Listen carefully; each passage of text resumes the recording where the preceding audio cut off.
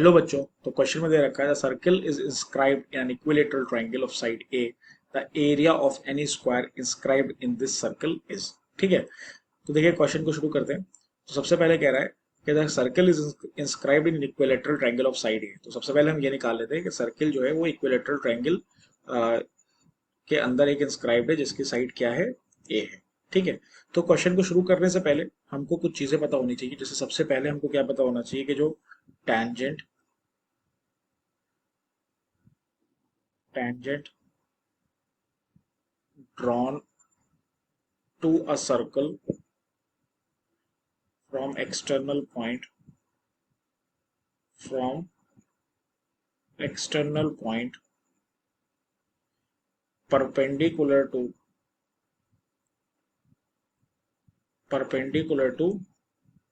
radius at point of contact। ठीक है, passing through point of contact,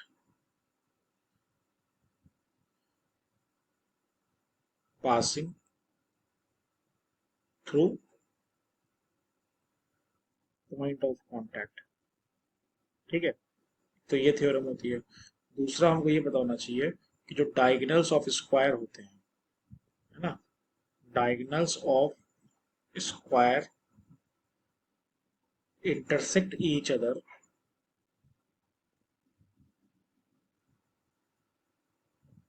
intersect each other at 90 degree.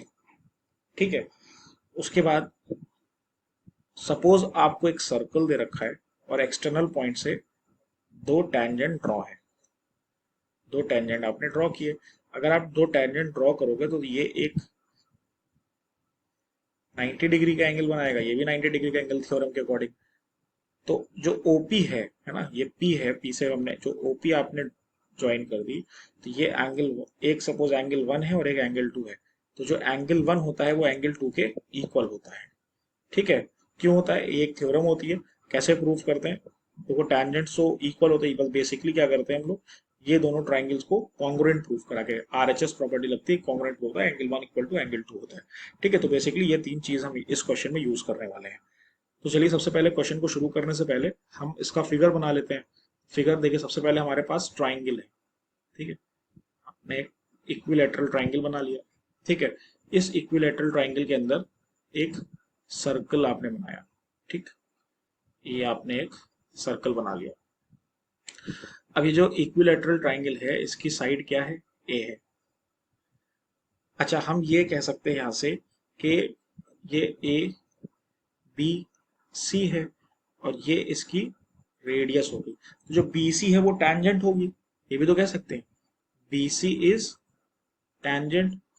ये कह सकते हैं कि नहीं कह सकते, बिल्कुल कह सकते हैं। और ये पॉइंट आपने आई ले लिया और ये आपकी होगी रेडियस आर। जब आप इसको ड्रॉ करोगे यहाँ पे, ठीक है, फिर इसको आपने जहाँ ज्वाइन कर दिया, तो देखो क्या है भाई, ये 30 डिग्री होगा। पूरा क्या होता है 60 डिग्री, पूरा आपका क्या होगा एंगल 60 डिग्री होता है। पूरा एंगल ये कितना होता है 60 डिग्री होता है। तो ये छोटा वाला एंगल जो होगा अंदर ये 30 डिग्री होगा। ये अभी जस्ट मैंने पीछे बताया, देखो ना यहाँ पे ये वाली जो प्रॉपर्टी बताई, तो दोनों एंगल इक्वल होता तो 30 डिग्री का एंगल होगा। और ये पूरी साइड ए थी, ये 90 डिग्री। तो देखो यहाँ से क्या होगा कि जो एंगल, जो ये ट्राइंगल है इसको आपने डी ले लिया। अब यहाँ से आप क्या कह सकते हो, जो ट्राइंगल आई डी बी है वो congruent to triangle I D C है। भाई देखो, ये वाली साइड इक्वल है आपकी, ये साइड छोड़ दो, ये एंगल दोनों, ये एंगल इक्वल है, ये एंगल 90 डिग्री है और ये साइड कॉमन है। तो आरएचएस से दोनों कॉन्ग्रुएंट है। जब आरएचएस से कॉन्ग्रुएंट होंगे तो बीडी जो है वो डीसी के इक्वल होगा। इसका मतलब है ये क्या होगी बेटा, ए बाई टू, और ये भी क्या होगी, ए बाई टू होगी। ठीक है, ये हो सकता है। तो अब देखो यहां से हम क्या लगाएंगे, in triangle I D B, है ना, in triangle I B D, I B D में देखा तो tan 30 लगा दिया, आई बी डी, tan 30 लगाया तो tan 30 is equal to R upon A by two. ठीक है, tan 30 की वैल्यू क्या होती है 1/√3, और इधर a बाई टू को मल्टीप्लाई में कर देंगे तो ये क्या आ जाएगा बेटा, आपके पास r आ जाएगा। तो यहां से जब आप आर निकालोगे तो आर कितना निकल के आ जाएगा आपके पास, ए बाई 2√3 आ जाएगा।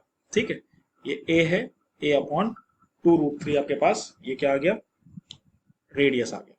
अब ये कह रहा है कि जो ये आपका सर्कल है, सर्कल है, इस सर्कल के अंदर क्या है बेटा, एक स्क्वायर है, इंस्क्राइब्ड है, एक स्क्वायर इंस्क्राइब्ड है।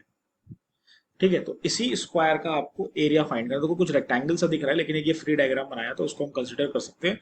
ये सारी साइड्स इक्वल है, तो देखो ये इसकी हम रेडियस फाइंड कर चुके हैं, तो ये क्या होगा, यहां से लेके यहां तक क्या होगी, इसको हम ज्वाइन ही कर देते, दोनों डायगोनल्स ज्वाइन कर देते, तो ये आर होगी, ये भी आर होगी, है ना, ये भी आर होगी, और ये क्या होगा, 90 डिग्री होगा।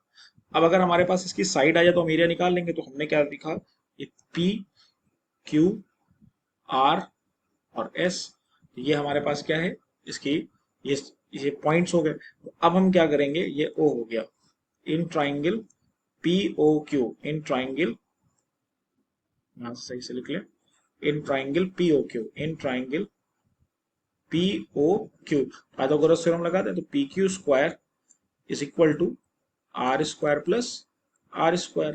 तो पी क्यू स्क्वायर देखो कितना आ गया बेटा, आर स्क्वायर, आर स्क्वायर यहाँ से क्या है, आर की वैल्यू आपने निकाल रही है तो यहाँ से हो जाएगा 2r स्क्वायर। तो यहाँ से क्या लिख सकते हैं, 2 इंटू आर की वैल्यू आपने बेटा देखो क्या निकाली थी, ए बाई 2√3 होल स्क्वायर, यही तो वैल्यू निकाली थी आपने।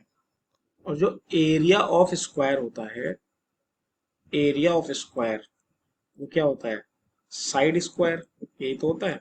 और साइड कितनी दे रखी है यहाँ पे, 2 इंटू ए स्क्वायर अपॉन 4 इंटू 3, ये तो दे रखा, हमने सॉल्व कर लिया, स्क्वायर खोल दिया, तो 2 1 जा 2, 2 जा, तो यहां से कितना आ जाएगा बेटा, a square by 6। It means area of square जो कि सर्किल के अंदर इंस्क्राइब्ड है और वो सर्किल ट्राइंगल के अंदर इंस्क्राइब्ड है, वो कितना होगा, a square upon 6। It means a square upon 6 is your correct answer, a square upon 6 is your correct answer.